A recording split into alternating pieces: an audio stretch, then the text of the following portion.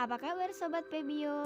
Mari kita belajar terkait upaya mengurangi efek degradasi lingkungan. Bersama saya dan rekan-rekan yaitu Dia Ayu Lestari, Anissa Wulandari, Delvina Winda, Asri Kartiko, Nia Latifatunima, dan Indriyati. Selamat menyaksikan.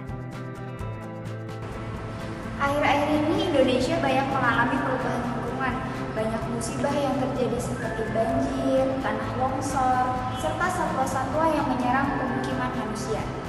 Jika lingkungan yang sekarang ini dibandingkan dengan lingkungan 20 tahun yang lalu, maka akan terjadi perbedaan yang sangat signifikan, seperti terjadi perubahan lingkungan yang cukup dapat kita lihat saat ini seperti keadaan wilayah kota maupun pedesaan yang semakin padat dan kotor, kendaraan bermotor yang semakin banyak sehingga menyebabkan polusi udara, hutan yang semakin sempit dan gundul, bukit-bukit yang semakin berkurang kerindangannya, musim kemarau yang menjadi lebih panas akibat efek CFC, dan pada musim hujan juga sering terjadi banjir secara besar-besaran.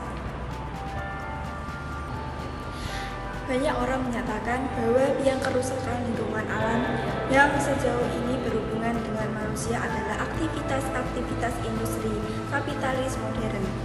Desakan persaingan di bidang industri yang merupakan prinsip kapitalisme melahirkan berbagai tindakan yang lepas kontrol dalam pendayagunaan atau pengolahan sumber daya alam untuk kebutuhan industri itu sendiri. Selain itu, adanya teknologi industri yang tidak mempertimbangkan kondisi alam. Penerapan teknologi canggih dalam industri ini memungkinkan pengolahan sumber daya alam secara cepat dan ekstensif, sehingga pada akhirnya menyebabkan kelimpahuan materi. Di balik kelimpahuan tersebut, ada beban berat yang dipikul oleh bumi, yaitu kerusakan ekologis. Apabila dibiarkan dalam jangka panjang, dapat mengiring kepada kehancuran ekologis dan akhirnya kehancuran manusia itu sendiri. Ada dua faktor penyebab terjadinya degradasi lingkungan hidup. Yang pertama, penyebab yang bersifat tidak langsung, dan yang kedua, penyebab yang bersifat langsung. Nah, faktor penyebab tidak langsung merupakan penyebab yang sangat dominan terhadap kerusakan lingkungan hidup. Sedangkan yang bersifat langsung ini terbatas pada ulah pemerintah, perusahaan, dan penduduk setempat yang mengeksploitasi hutan atau lingkungan secara berlebihan karena desakan kebutuhan. Faktor penyebab tersebut ini yang bersifat tidak langsung, diantaranya yang pertama pertambahan penduduk, yang kedua kebijakan pemerintah, yang ketiga dampak industrialisasi, yang keempat reboisasi dan reklamasi yang gagal, yang kelima meningkatnya penduduk miskin dan pengangguran, yang keenam lemahnya penegakan hukum, yang ketujuh kesadaran masyarakat yang rendah, dan yang kedelapan pencemaran lingkungan. Penanggulangan degradasi lingkungan. Yang pertama, ada sosialisasi pentingnya pengetahuan tentang lingkungan hidup yang lestari dan bahaya kerusakan lingkungan.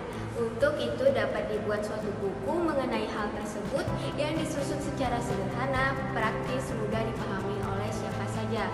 Ada baiknya buku itu seperti berbentuk komik bergambar yang menceritakan atau menggambarkan suatu tragedi yang diakibatkan oleh perusakan hutan misalnya. Bisa juga berupa selebaran yang secara kronologis menggambarkan tragedi tersebut untuk dipasang atau ditempel di tempat umum.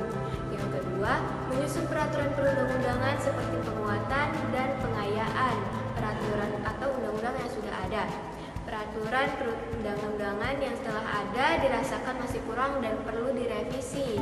Diperlukan peraturan jabaran seperti PP, Kepres, Permen atau Kepmen, dan Perda sampai ke petunjuk pelaksanaan dan petunjuk teknis untuk petugas lapangan.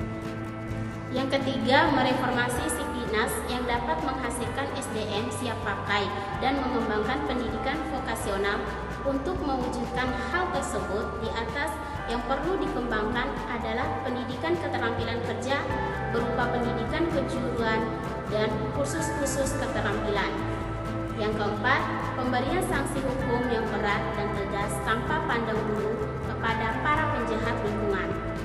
Peraturan yang ada sekarang mengenai pengelolaan lingkungan hidup menurut Undang-Undang Nomor 23 1997 belum memuat sanksi hukum yang jelas dan tegas terhadap pelaku pelanggaran dan kejahatan lingkungan. Dikarenakan lingkungan merupakan sistem yang kompleks yang menyangkut sejumlah komponen seperti flora, fauna, lahan, perairan, dan lain-lain. Dalam penanganannya menghendaki sistem peradilan ad hoc atau melibatkan ahli dari berbagai bidang terkait. Dan yang terakhir kelima, perlunya ada statement dan komitmen politik dari pemerintah yang menyatakan bahwa para pelaku kejahatan lingkungan sebagai pelaku kejahatan luar biasa yang harus diperangi bersama. Hal itu dapat diwujudkan dalam bentuk pengeluaran kebijakan yang sangat ketat dalam eksploitasi sumber daya alam atau SDA. Sangat hati-hati dalam memberikan izin pengelolaan SDA di dalam hutan lindung. Upaya yang dapat dilakukan masyarakat untuk mengurangi dampak degradasi lingkungan antara lain, yang pertama yaitu menerapkan prinsip 4R, reduce, reuse, recycle, dan replant.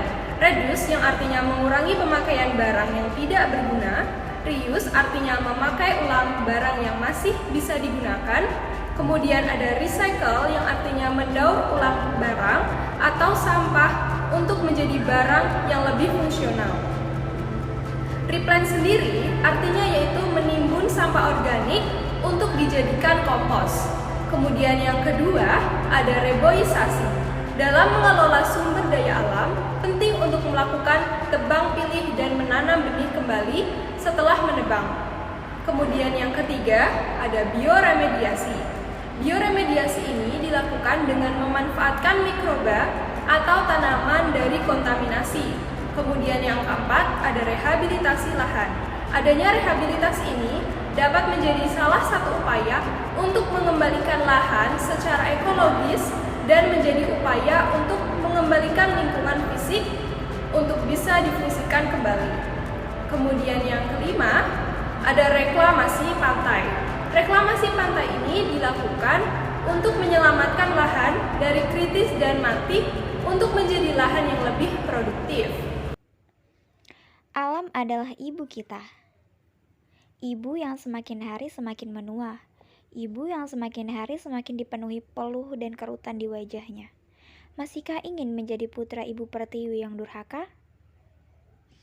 Katanya Khalifah, lantas mengapa kepada ibunda menjadi makhluk serakah? Katanya beriman, lantas mengapa seisi bumi hendak dimakan? Menebas tidak untuk menghabiskan, menebang tidak untuk memusnahkan, dan membakar tidak untuk membinasakan. Salam lestari, salam Bumi Pertiwi.